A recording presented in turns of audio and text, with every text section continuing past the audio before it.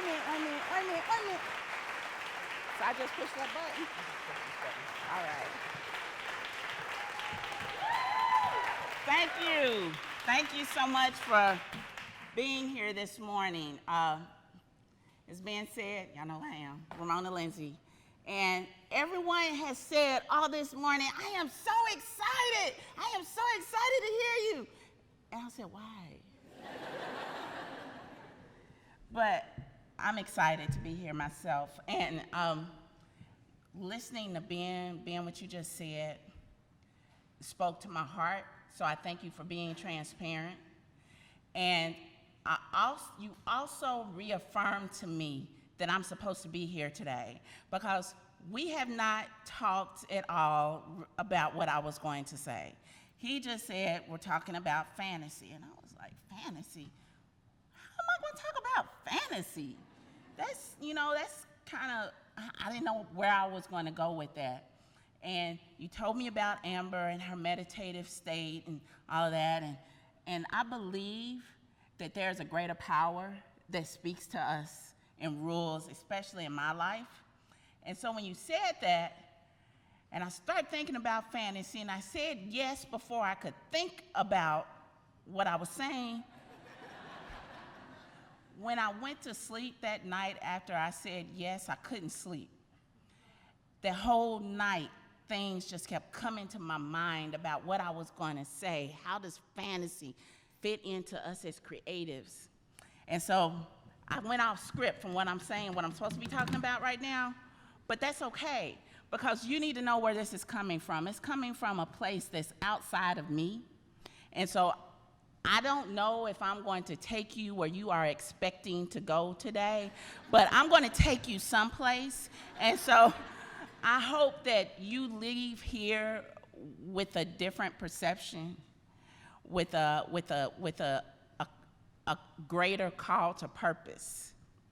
So, as I was thinking about this fantasy thing, I was, in my sleep, Alice in Wonderland came to mind, and her going down that rabbit hole. And Lewis Carroll wrote Alice in Wonderland in 1865. All right, in 1865, he wrote Alice in Wonderland, Alice's Adventures in Wonderland. So I'm going to read an excerpt from this story. There was a table set out under a tree in front of the house, and the March Hare and the Hatter were having tea at it. A dormouse was sitting between them, fast asleep, and the other two were using it as a cushion, resting their elbows on it and talking over its head. Very uncomfortable for the dormouse, thought Alice. Only as it's asleep, I suppose it doesn't mind. The table was a large one, but the three were all crowded together at one corner of it. No room, no room, they cried out when they saw Alice coming. There's plenty of room, said Alice indignantly, and she sat down in a large armchair at one end of the table. You see, Alice was a human child, lost in a wacky world of anthropomorphic creatures living out their own fantasies. She tried to fit into their reality, but their logic was not hers.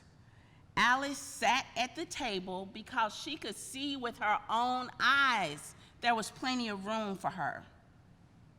But while in that seat, she was accosted with unsolvable riddles, harassed by irrational logic, and lambasted with unnecessary rudeness. The fantasy world of these strange little beings didn't coincide with her own reality. What did she do? Alice got up from the table in disgust and exclaimed, "At any rate, I will never go there again.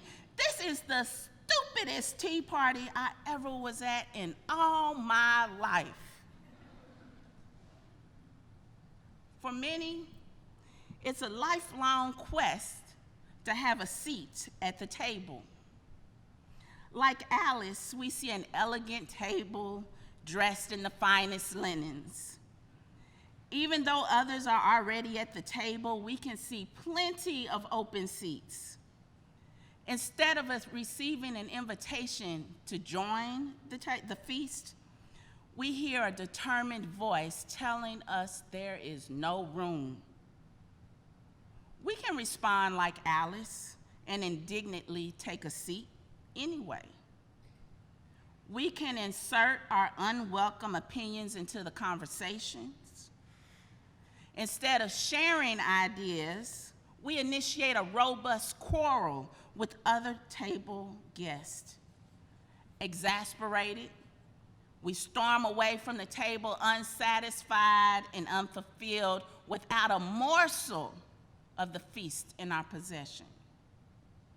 What was gained from sitting at that table? You notice that beautiful white linen on that table?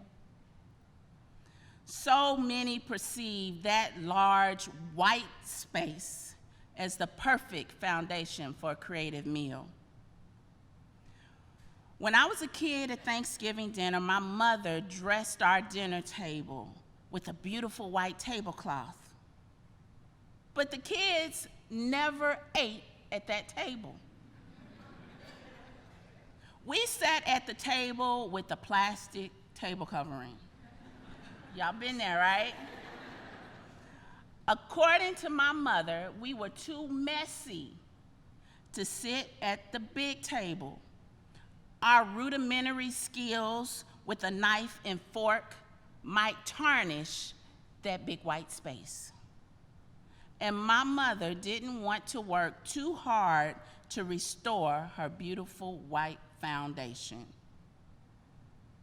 My mother relished in her fantasy of keeping that fine white cloth for many generations. What happens when the protection of that white space prevents others from joining the meal?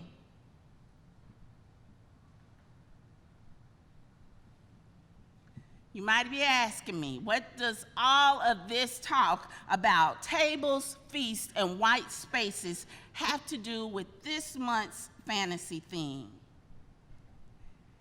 Fantasy can be defined as the faculty or the activity of imagining things, especially things that seem impossible or improbable. So, a fantasy is an impossible vision.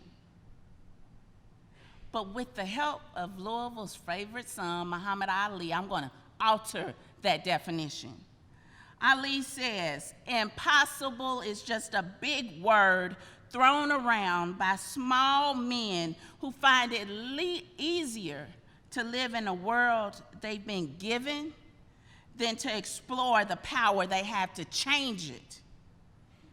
Impossible is not a fact, it's a dare. Impossible is potential. So for me, since impossible is potential, fantasy becomes a dream. And a dream is an attainable goal that requires hard work, persistence, determination, and strategy. This room is filled with creatives. We are the ones able to think of new things and make new ways. We challenge ideas and expand minds. In our creation is the power to unify or divide.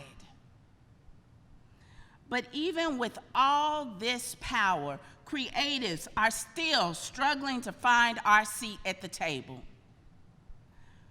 For this very reason, in 1979, Judy Chicago, the female artist and feminist, created the dinner party to challenge the exclusion of women from the table. Visual and performing arts are viewed by our society as luxuries to enjoyed by the privileged few. Education institutions cut our programs from their budgets. City government and business leaders only value our ability to entertain and occupy bourbon tourists.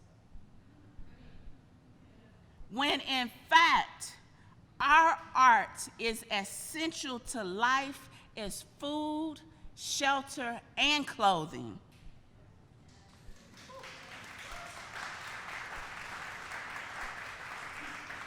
My fantasy for all creatives is to claim our rightful place at the table, and if the table isn't open, we have the power, like Judy Chicago, to create our own. What is the role of the creatives in the season of Brexit and Trump? Both of these recent historic events are very telling about the world in which we live. Our eyes have been opened to the intense levels of racism, sexism, misogyny, homophobia, and xenophobia in our world. Some of us in this room were under the false impression that these things were no longer an issue in 21st century America. Do we sleep on this knowledge like the dormouse at the Mad Hatter's party? Or do we use our creative energies to shake up established systems? All right.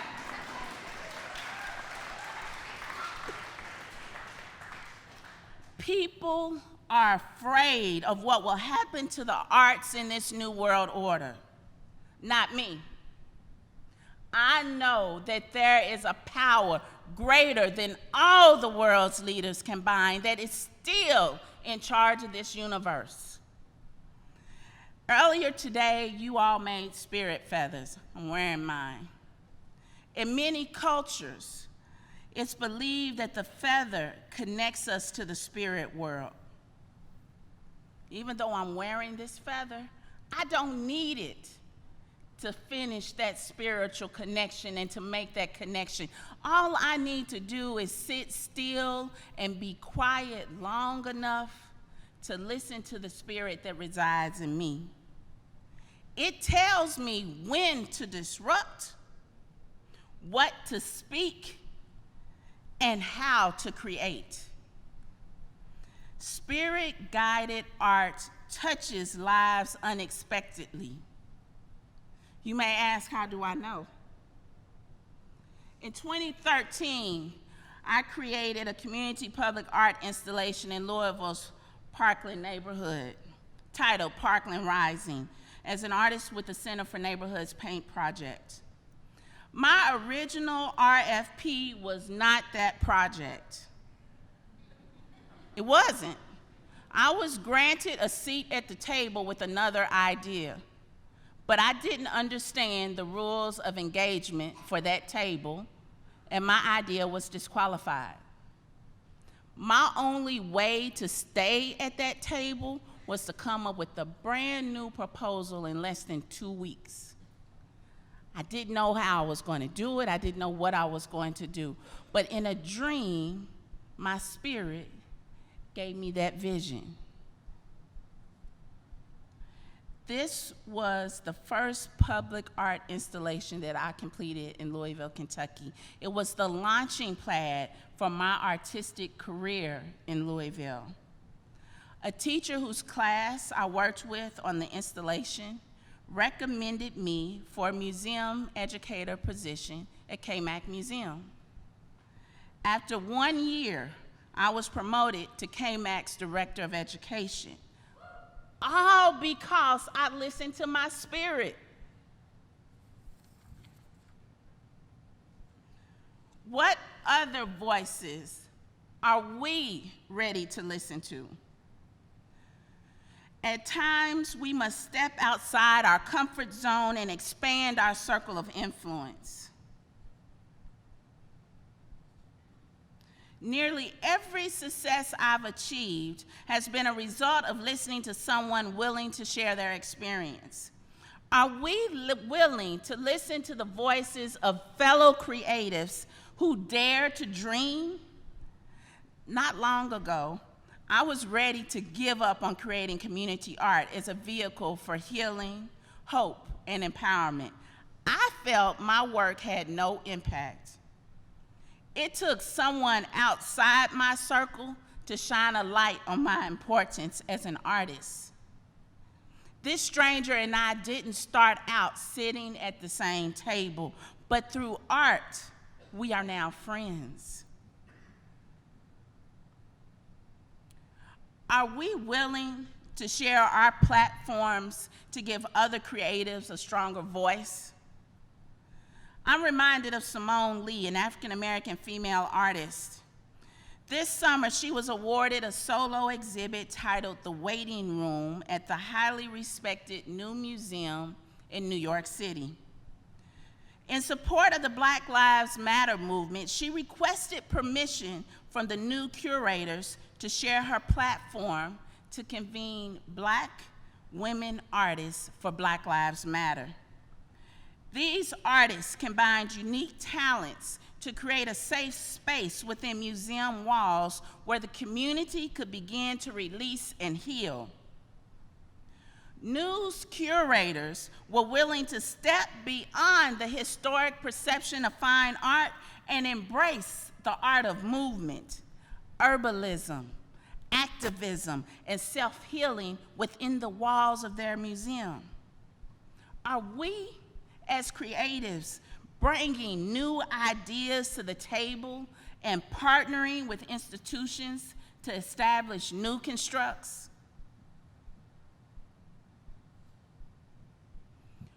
What do we do when someone's fantasy inhibits our ability to realize our dreams?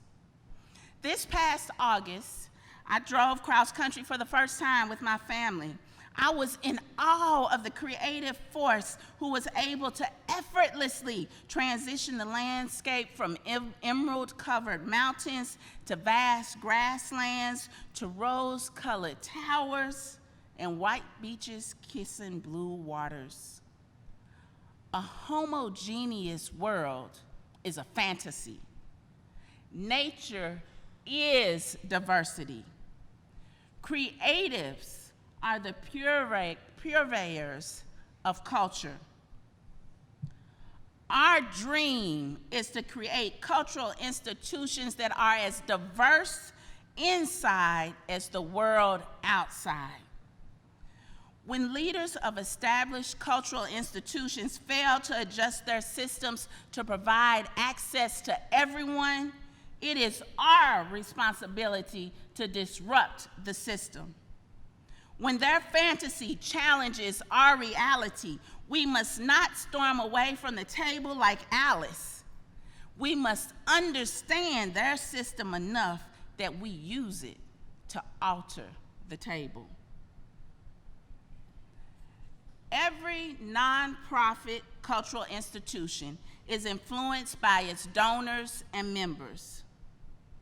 Donors commit thousands and sometimes millions to maintain what they deem valuable in our museums, theaters, and performance companies. Most of us in this room can only imagine making this type of financial commitment to the art we love. However, Give 502 has set an example for what we can do. They created a nonprofit giving circle where young professionals pour their $502 contributions to support causes that are in line with their philosophies. How would the cultural landscape change if more of us combined our resources to financially support exhibit spaces and auditoriums? What if our pooled resources funded grants supporting artists who aspire to challenge society's conscience instead of pandering to commercialism? Artists should profit from their work, but must the profit be earned from retail sales?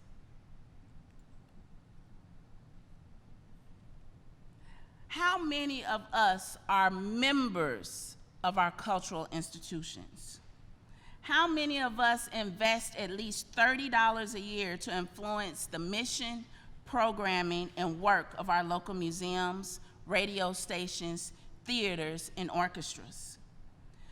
Do we realize that with membership comes responsibility and power?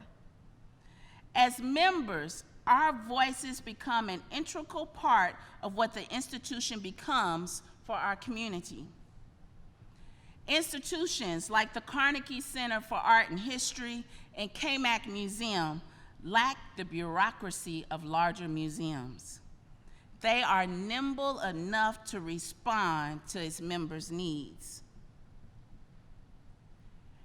Increased membership allows curators like Joey Yates at KMAC Museum and Daniel Fallscraft at the Carnegie Center to produce visual art exhibits challenging fine art conventions, embracing diversity and encouraging discourse. KMAC's current exhibit, Sisters of the Moon, celebrates the space where female identity, artistic practice, and spirituality converge for diverse female artists. The Carnegie's upcoming exhibit, #BlackArtMatters, gives space for local and national African American artists to explore the lives, histories, and issues that matter to them. Our financial investments through memberships and donations to cultural institutions demonstrating a commitment to an exclusive voice become a powerful weapon for confronting racism, sexism, misogyny, homophobia, and xenophobia. But our money is not enough. Serving on boards and volunteering also helps shape the agendas of our institutions. But even more importantly, we must all hold each other accountable for what happens in our cultural institutions.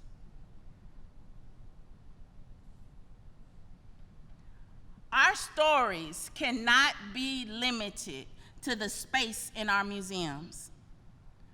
We can become street curators, taking art places where no museums exist. Art and culture is necessary in the world's ghettos, slums, and hollers. The French artist and photographer J.R. used paper and glue to paste images of common people in uncommon places, telling their stories. His illegal street exhibitions allowed impromptu discussion and questioning that challenged perceptions. Giving people access to art empowers them to alter their own thinking. Altered thinking leads to lasting change. Creative power allows us to think beyond perceived limits. Our out-of-the-box reality gives people the safety and freedom to simply be. However, when we do decide to be these illegal curators, it is necessary that we understand the established system well enough that we can reasonably escape penalties. So, have a lawyer in your back pocket. Some of you may have read that I am the only upper-level leader of color in any art museum in the state of Kentucky. If you look at the upper-level leadership of all the major cultural institutions in our community, you can probably count the upper-level leaders of color on less than 2 hands. I believe this is because people of color don't see ourselves in these white spaces. How do we begin to change this when these institutions are not prepared to make room at the table? While living in Chicago, Illinois, I met Patrick McCoy. He was my across-the-alley neighbor. Patrick owned one of Chicago's largest collections of contemporary art created by artists of the African diaspora. Along with his fellow collectors, Carol J. Biggs, Joan Chrysler, and Dan Parker, they created Diasporal Rhythms. Their mission was to create a passion and appreciation for contemporary art of the African diaspora. Their homes became museums. They were the educational spaces where African Americans on Chicago's South Side could see themselves. Patrick and others opened their homes to families. Our children immersed themselves in the art of some of the greatest Black artists of today. It was through Diasporal Rhythms that I learned that I was a vital part of the visual art story. The willingness of these collectors to share their precious items with the world gave me the confidence to boldly walk into a white space, knowing I could help transform it into everyone's space. Are we willing to allow our homes to become institutions of cultural knowledge until the system opens up?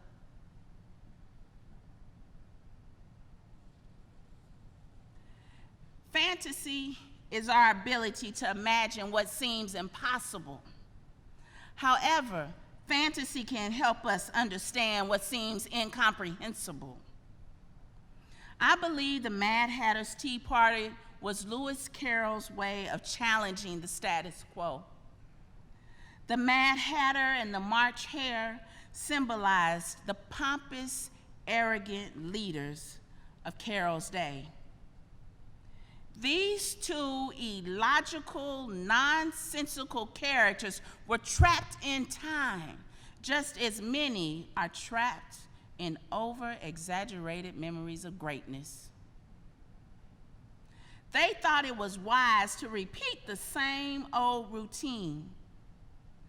I assume many during Carroll's day ignored these ridiculous leaders. They were like the dormouse, sleeping while the establishment used them for comfort and entertainment. When Alice sat down at that table, she too could have remained stuck in the madness of the Mad Hatter and the March Hare. But she sat down with her eyes wide open, curious, and questioning. Her questions allowed her to evaluate her host's soundness of mind. She compared their actions against what she already knew about the world and determined that their rhetoric didn't add up. She knew when to get up from the table and try something new. My dream is that we, as creatives, also try something new. But remember, dreams require hard work, persistence, determination, and strategy. Are we, the creatives, willing to fight for our dream? Thank you.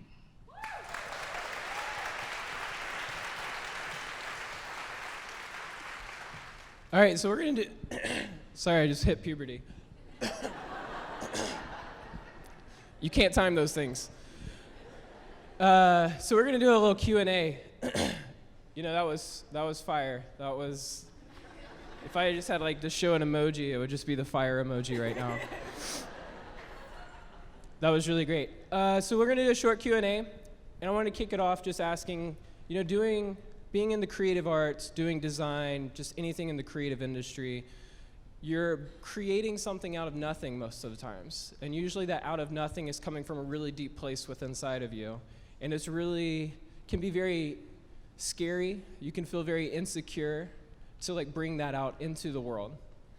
How have you seen helpful ways to help build confidence within creatives or within your own self to get past those mental blocks to create, to challenge the status quo, and to get things out there? Well, for me, I still deal with that, I think, every day. But I think what helps me is that I'm grounded in my spiritual beliefs. And I was moved this morning when you told me how my name came up, because I asked Maddie, was I an afterthought? Why did they just give me 2 weeks? But when you told me my name, I did ask that. Like, how can I come up with something in such a little bit of time? Okay, but anyway, but when you told me that my name came from a place of meditation, again, I know that there is a power greater than all of us combined that is in control of the universe. And so I had to rest in that power, and that's what allows me to continue. When I moved to Louisville and I did Parkland Rising, I wasn't planning on doing that. That was the only second time that I had completed any public art. And the reason y'all don't know this about me because I ain't tell y'all. I'm a former elementary school teacher. I am a self-taught artist. I came into the art world because I was laid off from my job in Chicago. And right at the time that I was laid off, I had always believed in using art with my students. And a project that we did to talk about social studies and language arts, it addressed the issues of violence in Chicago. And this art piece got national attention. So when I got laid off, the door was open for me to walk into my art spirit. So I'm at the point where I just started listening to spirit and walk through the doors that I see opened. And I began to recognize and surround myself with like-minded people who can encourage me. And then even when I haven't surrounded myself with those people that I might not know where they are, they're sent my way. And so I have to embrace that. Just like I said in the speech, we have to be willing to listen to the voices of people who are willing to dream, to give us the power to dream, and to push past those blocks. And for me, now that I'm working with KMAC and I'm very active in the community on lots of different issues related to economic development, I'm struggling to find time to create. But someone told me, Ramona, you are creating when you're helping to bring people together. And so I had to look at our creation may take different forms. It might not be something tangible, but being able to bring people together is a form of art and a form of creativity. That's great. What other questions do we have out here in the audience? Yeah, Kendrick. So what would you say to like young designers like my generation who've been comfortable with just putting our foot in or just saying hi to the table? Why not sit there just to say hi? Like, So the question's a little bit about how to get into the table. Yeah. I can only speak to you from my experience.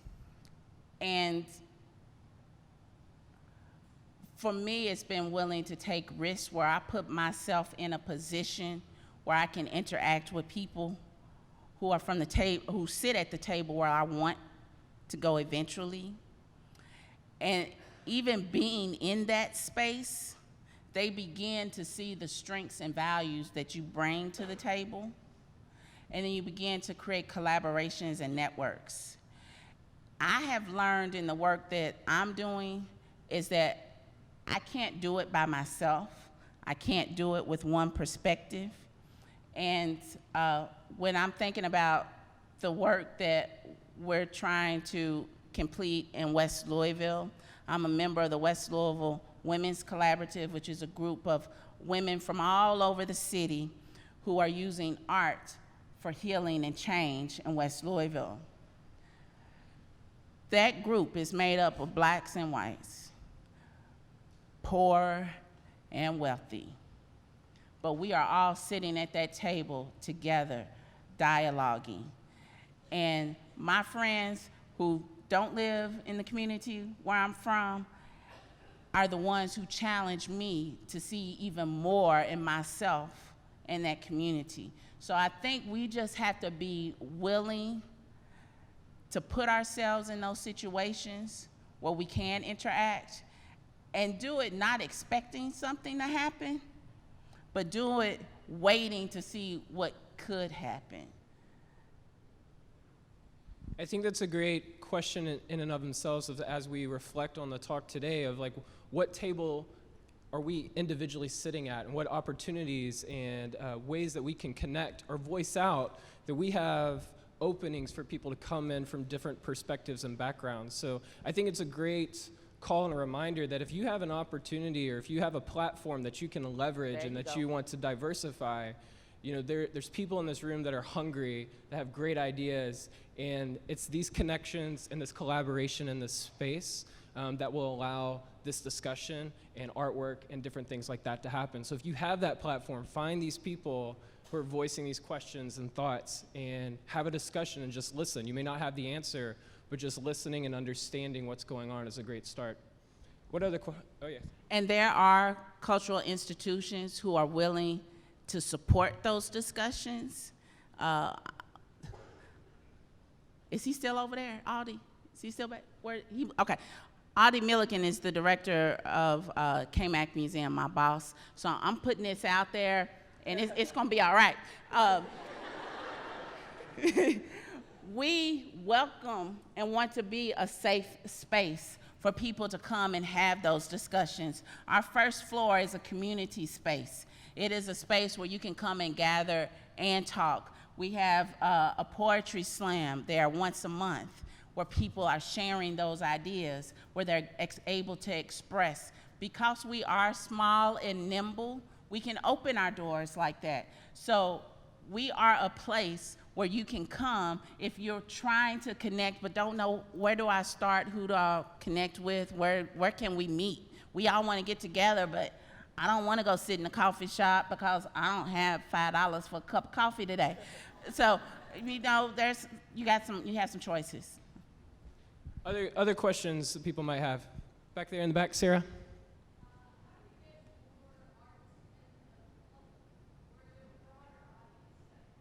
Get art more in the public. Thoughts on that? I told you, be an illegal curator. That's awesome.